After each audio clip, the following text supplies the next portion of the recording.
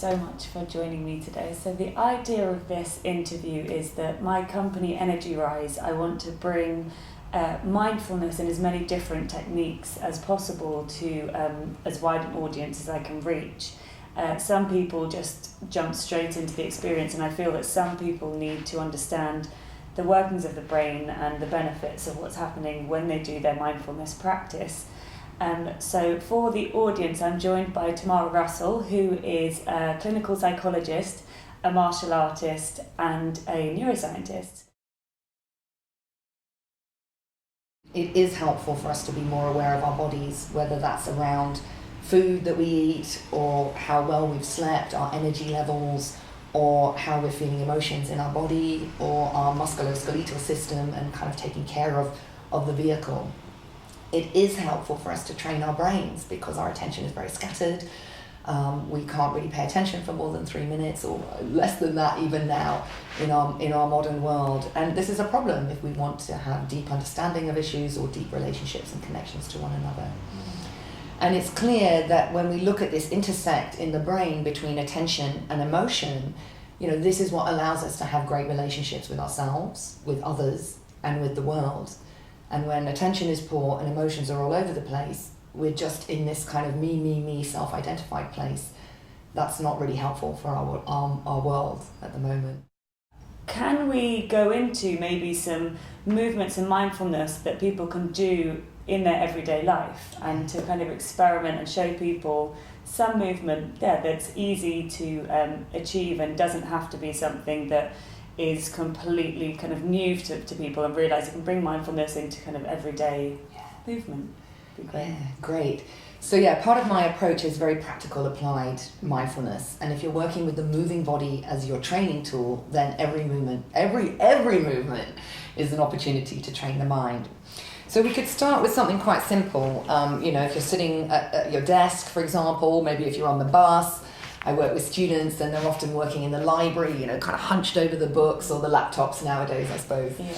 And, one definition of mindfulness is that it's about care and attention. And it's this kind of intersect between care and attention.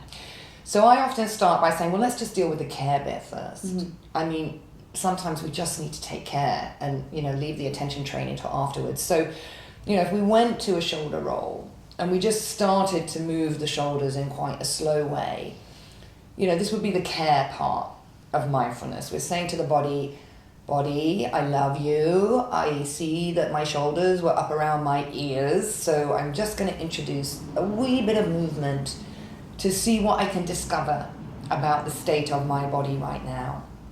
And just this, you may become aware that this movement itself has started to bring your attention to the body. Yeah, definitely. But then we can amplify that. So now let's really engage the frontal lobe of the brain and say, give a really explicit instruction, brain, Tamara's brain, I really want you to pay attention to these shoulders. So I want you to zoom the attention down into the shoulder region, and start to follow and track how this movement unfolds over time. If you feel comfortable, closing the eyes can help, but you're in charge, so some people don't like that. But you could experiment with how your brain and attention system senses the movement with eyes open versus closed.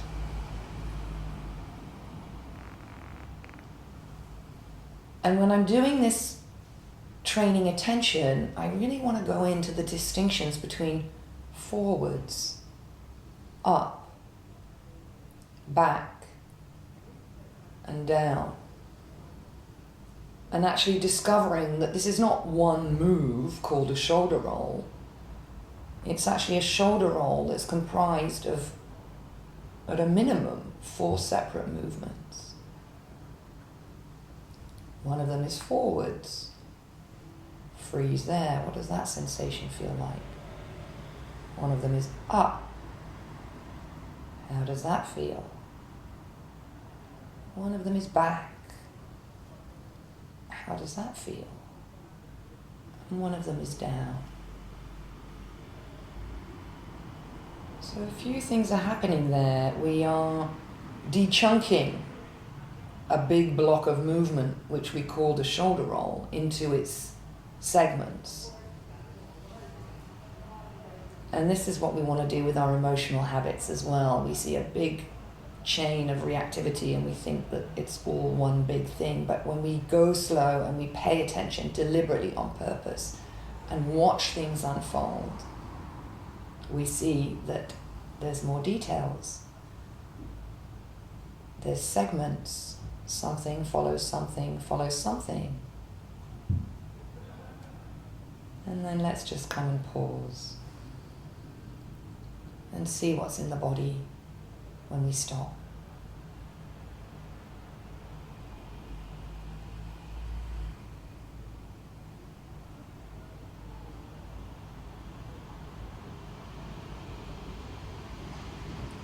So we did two things there. First of all, we used the care and compassion element of mindfulness to just see what the body needed and kind of check in with the vehicle. Just moving alone captures the attention, brings it to the body. But then we supercharged it in the second part of the exercise by very deliberately engaging the brain, zooming in, really being deliberate about the movement. Yeah, what I found really fascinating about it was that just doing the movement, I guess, made me feel concentrated, but then when you spoke about separation between like the body and the emotional world, actually it felt really connected to me, because the more I was moving and breaking it down and engaging how it felt, I actually realised that it's all kind of one, because actually when I'm stressed, it reminded me that each feeling brought on an emotional memory in a way. So when I'm lifting my shoulders, I recognise this reminds me of an emotional state that I have. And so actually you become conscious not only of the physical, and that's why I find the movement side of mindfulness so amazing, because actually it is all the same thing. Emotions and movement and body, it's all linked. And so I think the more that I've practiced, but the more that you do practice any kind of physical mindfulness, it absolutely then engages your emotional understanding of yourself as well, which is so, yeah, incredibly fascinating, I think. And this shoulder movement, I mean, sometimes I just do even kind of like a slow motion shrugging, because if you can train your brain to know the fine details of like a little bit stressed, moderately stressed, totally stressed, you know, you want to train your brain in knowing when that's creeping up. Because I often work with people and they start rolling their shoulders and say, I didn't realise, I didn't even notice that I was going around like this. And it's like, well, of course not, because you had your head in the screen, you're thinking 1,000,001 thoughts, you're totally disconnected from your body, and then you wonder why you turn your head and you get neck pain. And it's because you're going around like this, you were not even aware, it's so common. So we do some training like this, and it's like, the thing about mindfulness is, you catch it earlier. Yeah. Mindfulness doesn't necessarily give you a stress-free life where everything is full of roses and flowers and bunny rabbits jumping around. But it helps you to spot earlier when you're getting into a reactive mode that might just add fuel to the fire, and actually there is something you can do about that.